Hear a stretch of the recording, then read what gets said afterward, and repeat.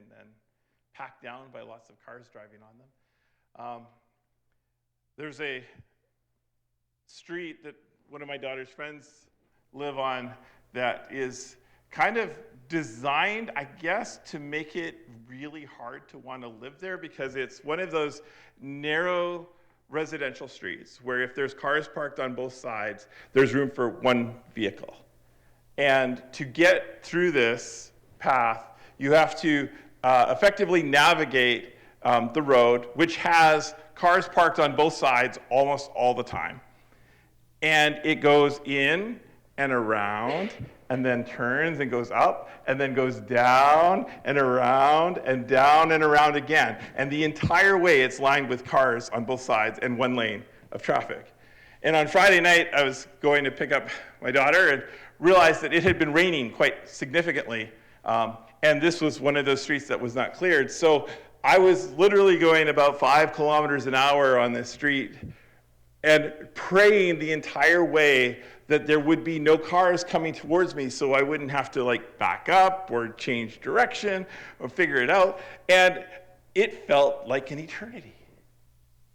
And I think sometimes that's how it is in our lives when we are navigating the hard parts of life. It almost seems like time slows down and every action is hard and difficult. And we kind of live on the edge, our adrenaline is flowing and our emotions are running high, and it feels like it's just such a big thing in that moment. And yet, taking it slow and easy, it didn't really take that long. It felt like a long time, and we managed to navigate, and I picked up my daughter, and coming back, twice we ran into cars, and we had to figure out how to negotiate ourselves. But I didn't hit anybody. I didn't slide into anything. It was good. And I was just happy to be home. And a little 5-minute drive from my house to that house felt like a really big adventure. But we come to this passage of Scripture where immediately before this, before what Mary read, Peter had confessed. Jesus said, "Who am I?"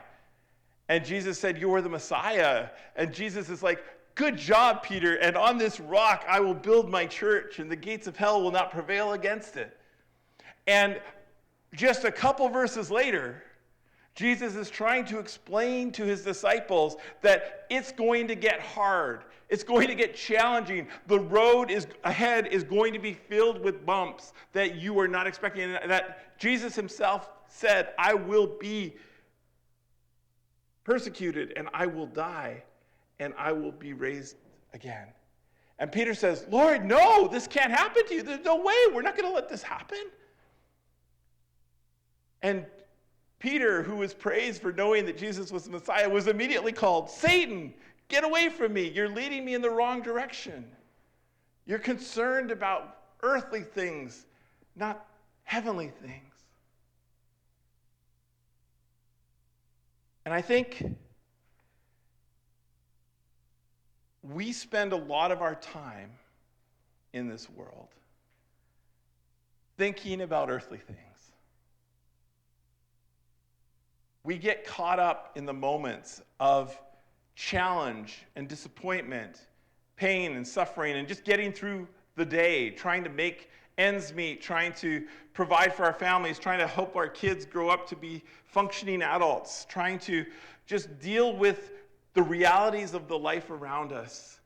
And it's very easy to get distracted by all of that. To be able to think that the best thing God can do for us is to help the earthly things get better. Right? We spend a lot of time that way. I know I do. It's a natural inclination to say, "God, we feel suffering, difficulty, and we're like, God, help this situation," right? We want to be healed. We want to be free. We want to have everything taken care of for us. And we have certain expectations about what we think this life on earth should be like. And I don't think Peter was all that different than you and me. He was looking forward to what God was going to do. He knew that God had promised the Messiah who would come and save the Israelites. in the promise of Abraham and David to be the king that would rule forever. And he had a certain picture in his head about what that should look like and how that should be. And it didn't involve Jesus dying prematurely at the hands of the religious leaders. So when Jesus talked to him about what things were going to be like, Peter got upset. And friends, I think we might too. Because there's times where we go through life and we have a certain expectation that if I follow God, things are going to go good for me. Right? Somehow, we kind of expect it maybe. Like, look at all the bad people out there. God, I'm a good one, or at least better than them, and you should, look out for me once in a while, right? I'll scratch your back, you scratch mine, and I'll love you even more. And we don't want to say it that way, but sometimes, maybe, just a little, we feel it. Like, God, where are you? And if he doesn't show up when we need him to show up, we're like, this isn't what I signed up for, God. Right? Like, where are you? This isn't the plan. Let's get back to the plan where it makes my life better. It makes things go smoothly. It makes us bless the people around us. I think that's kind of what Peter was dealing with at the moment. He comes face to face with Jesus saying that the path that God desired for him was going to lead to the cross. He said, no, that shouldn't be.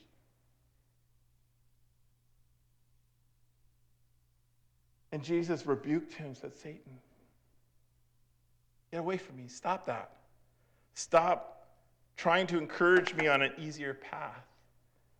It's not all that different than what Satan tempted Jesus with after his 40 days of fasting. And he offered him, the whole world as a kingdom if you just worship Satan. And Jesus rebuked Satan then, but again he comes back and it's a very similar type of rebuke. So what does it take to have your mind in the things of God rather than the things of men? To have your soul concerned about soul-worthy things. What does that look like? In verse 24, Jesus said to his disciples, if anyone would come after me, this is Matthew 16, if anyone would come after me, he must deny himself and take up his cross and follow me.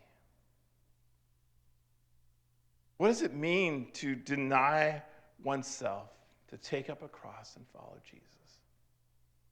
I mean,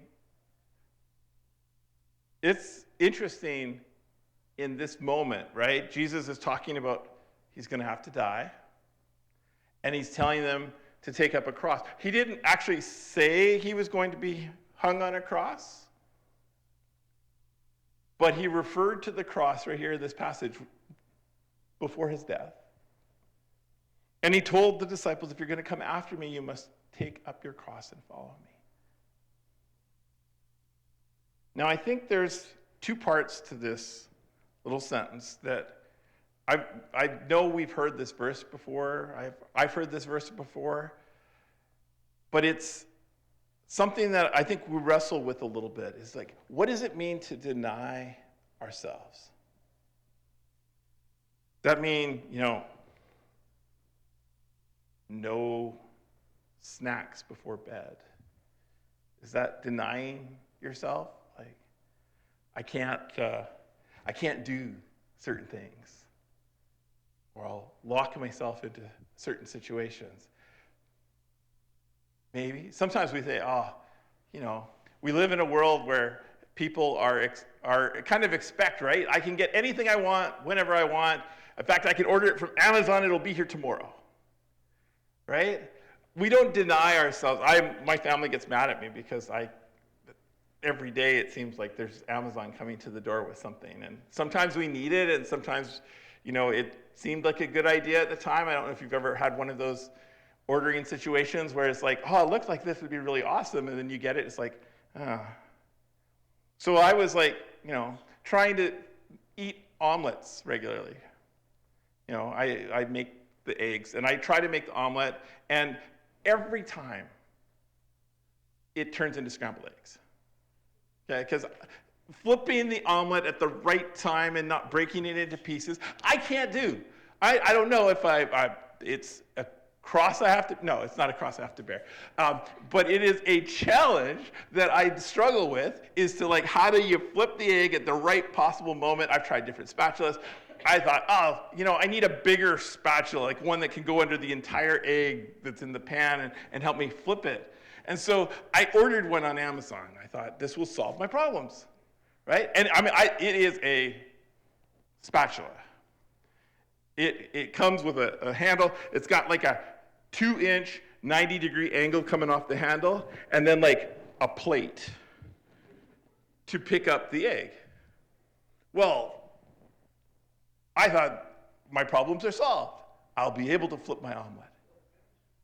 And I clearly don't have any skills about omelet making, or this is really not the right tool for me, but I can't get it under the omelet without shredding it to pieces because it's too big to fit in the pan properly. And so I tried a couple of times to flip the omelet, and all I did was make a bigger mess. And again, I had scrambled eggs this morning, even before we came here. And so the spatula is sitting in the corner drawer of a drawer, and I will probably not use it again, I don't think. And I'm like, that was a great investment, right?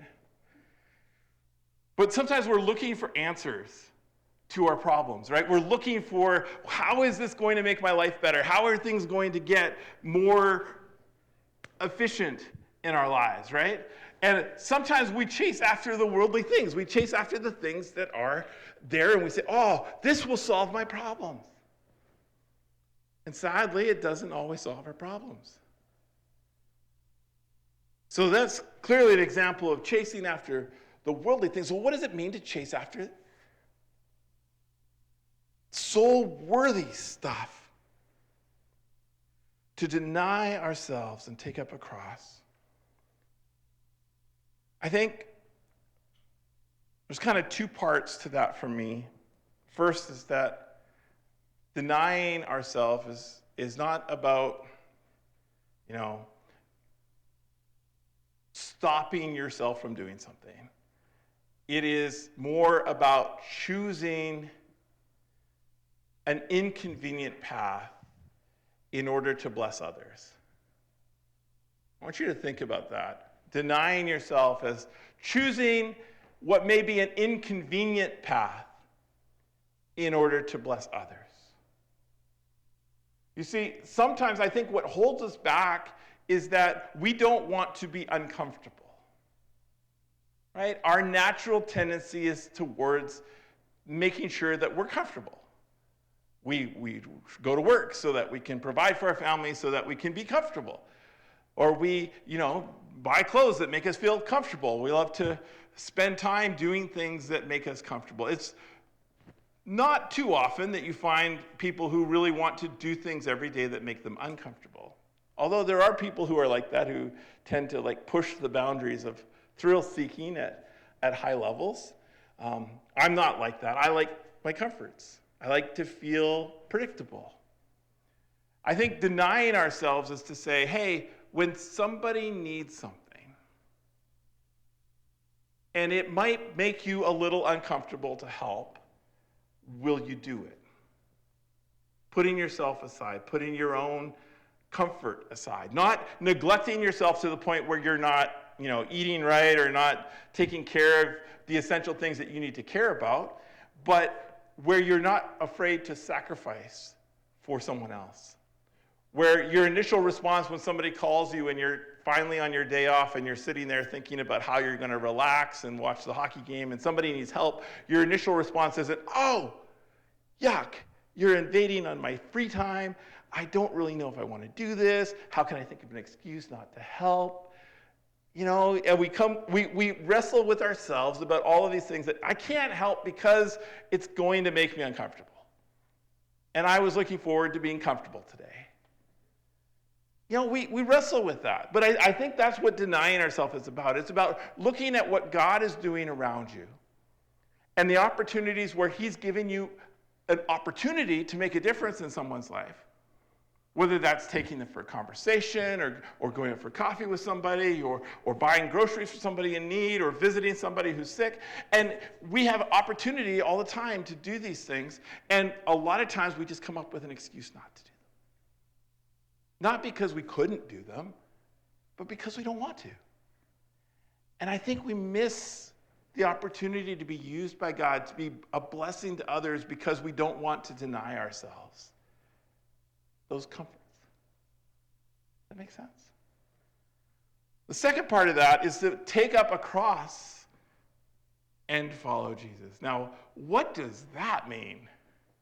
I don't know about you, but I've never, other than maybe repositioning one on a wall somewhere in a church, I've never really had to carry a cross physically.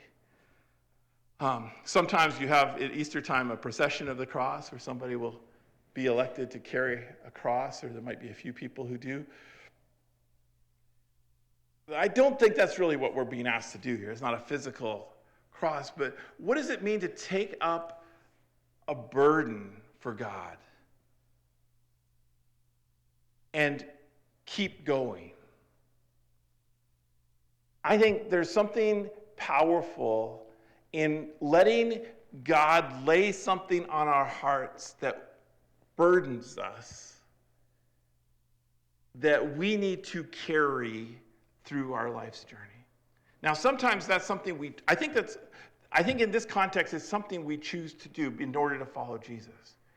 You may have something that really gets you fired up, right? Maybe there's something that really burdens you, that God has just placed in your heart, that you just see, someone in a certain situation and your heart just goes out to them and you want to help and you want to make a difference and you want to do something about it. I think those things can sometimes be like a cross that we bear, that is something we pick up, a burden that God would care about. And we carry it with our energy and our strength, and we make it something that's a part of our lives, that we're going to do something about this. For me, I have a heart for kids ministry. I just do. I love them. I think God does amazing things in kids' lives, and I've tried to, throughout my life, I've had lots of opportunity to be a counselor at camp and a director and a speaker, and when there was no camp, I was sad. My heart ached for it to the point where I just said, I have to do something about this. I'm going to volunteer and try to help make it happen again and bring it back, because kids need an opportunity to own their faith and get away from their devices and just be in community together and get to hear about Jesus. And that's a burden that I just have. And it takes time and effort and sacrifice to make those things happen, but it's something that I carry with joy because I see what God can do in the midst of that. Is there something like that for you? What is it that God has laid on your heart?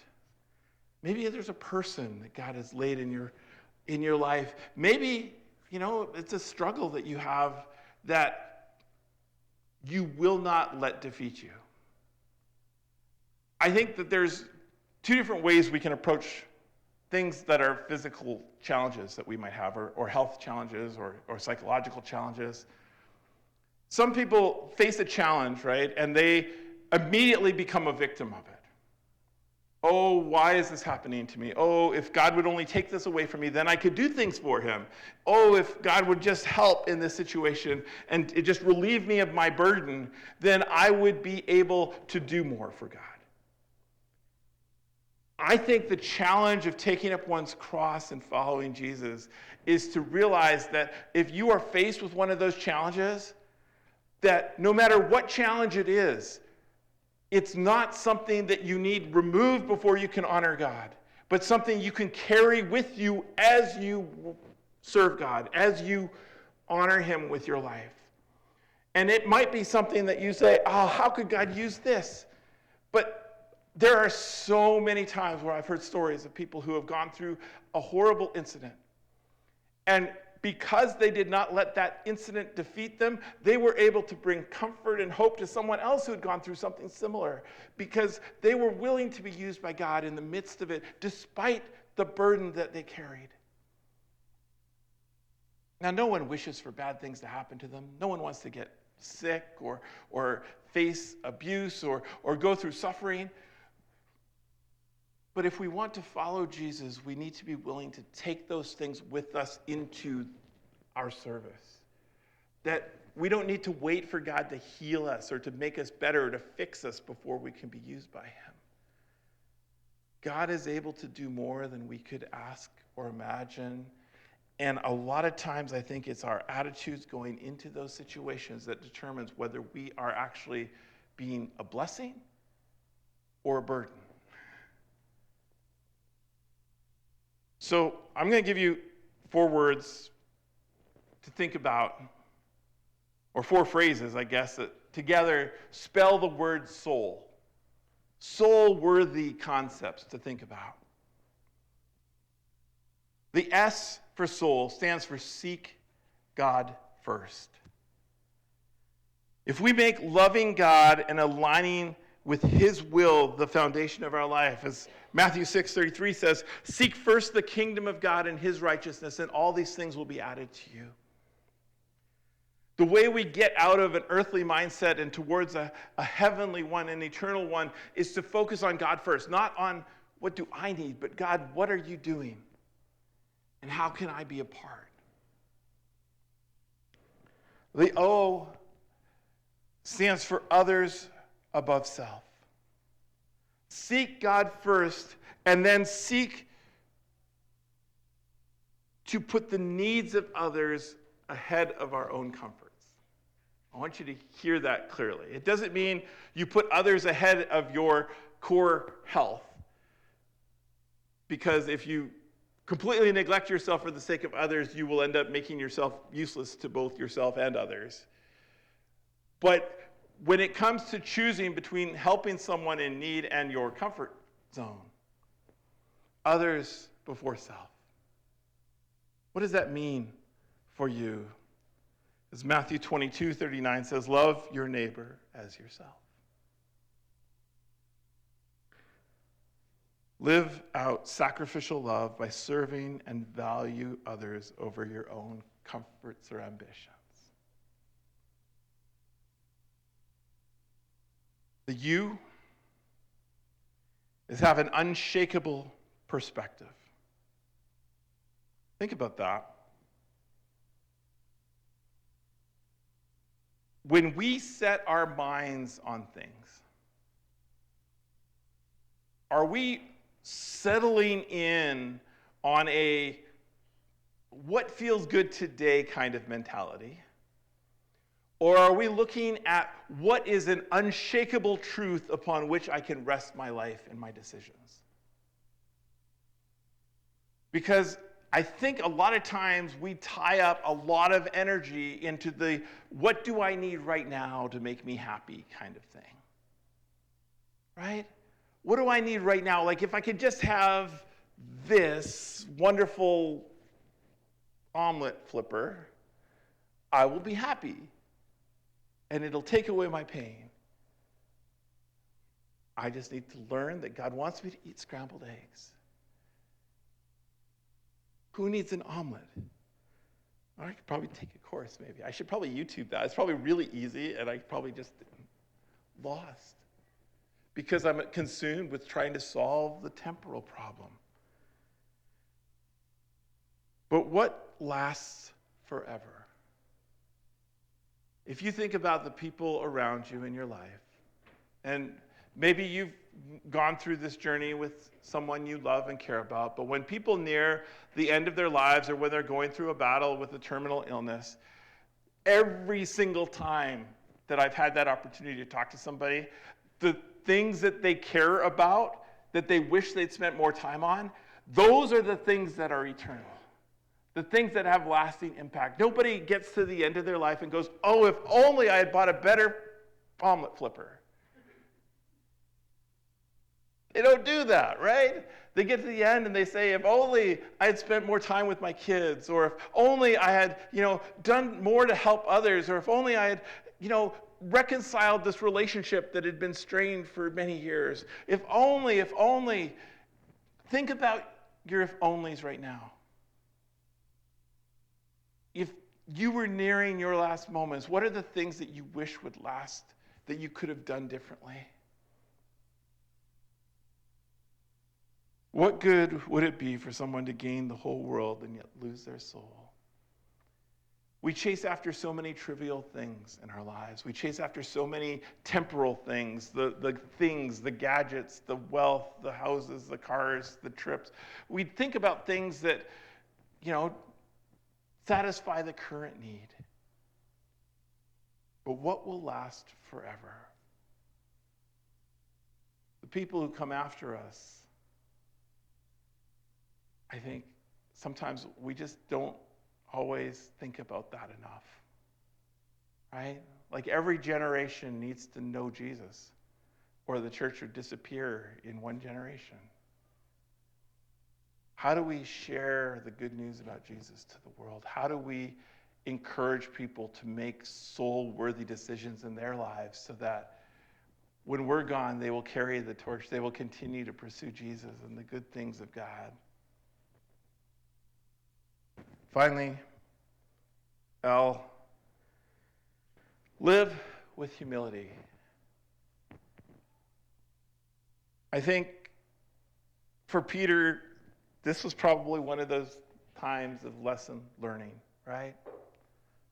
Peter goes from this mountaintop experience. Jesus is like, I got a question. Whoever gets it right is going to win. Peter's like, you're the Messiah. And Jesus is like, yes, you're awesome, Peter. You did a great job. You got this. And Peter's like, yeah, guys, look, I got it. Right? I got it. I know who this Jesus is. I'm going to follow him. I'm going to fight for him. I'm going to lay down my life for him. I'm going to do it all. And in the next phrase, Jesus is calling him, Satan, hold off. You're going down the wrong path. We need to learn to live with humility, to realize that, you know what? We're going to get it wrong sometimes. We're going to try to do the right thing, and sometimes we're not going to get it right. So I'm going to just keep my heart open to what God needs to say to me. Not just once, but day after day, I'm going to say, God, I need your direction. I need your guidance. I need you to search me and know my heart.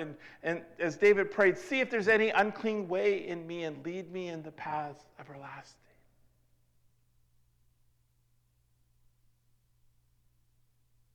Live with humility.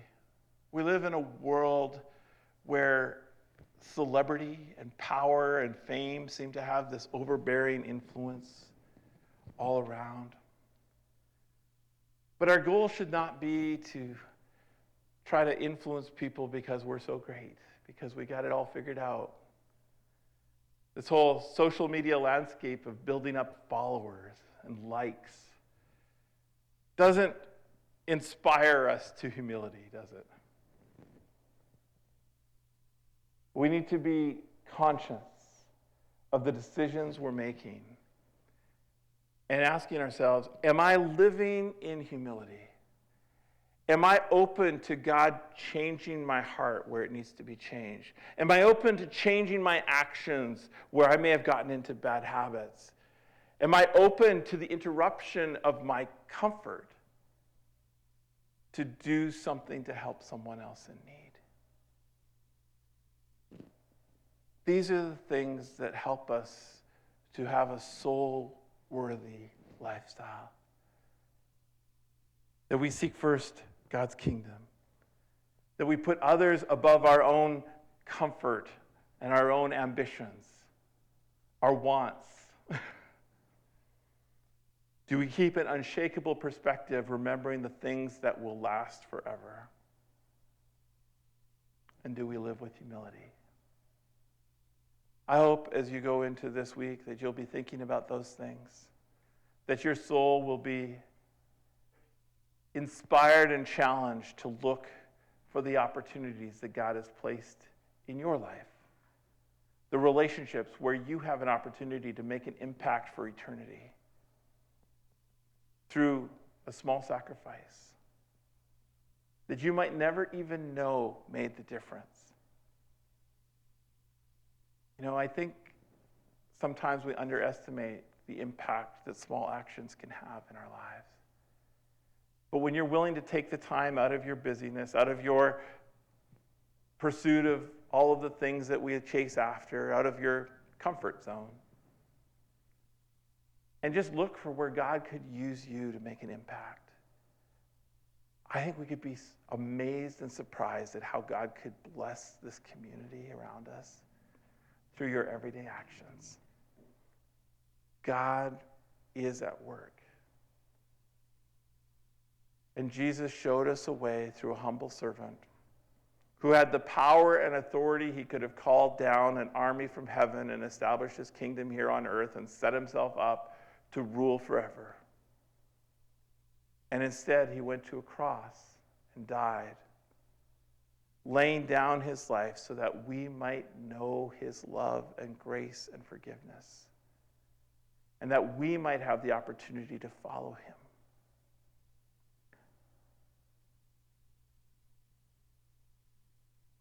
Jesus is not like other leaders. He's not like the people in power around us today who look out for their own backs or try to scratch the interests of those who prop them up. He is the one who loved us while we were still sinners, who lived a life of impact that today is still one of the most impactful lives that ever walked upon the earth. The number of people who follow Jesus, who call Jesus Lord, is immense. And it's not because he's a political leader. It's not because he had power or wealth, but because he loved in such a profound way that he changed hearts and lives forever. And he continues to do it today. Let's follow Jesus together. Pray. God, I just thank you for this reminder for us to think about the eternal things, to think about the things that last, to avoid feeling as though if we're not comfortable, we're not happy or successful. God, I pray that you would help us to create space in our lives for the interruptions where you would call us to do something. Maybe makes us nervous, but gives us an opportunity to bless others. I pray that you'd help us to be willing to say yes to those opportunities and challenges, that we would not wait until all our burdens are gone or all our problems are gone away, but that we would be more than willing to carry those into our situations and to know that you are faithful in the midst of our struggles and our suffering, that you are able to do beyond and above what we could possibly imagine. God, I just pray that you would help us to have the courage to follow you wherever you'd lead. We ask your blessing upon each one who's here today. Guide us and direct us, Father, in Jesus' name.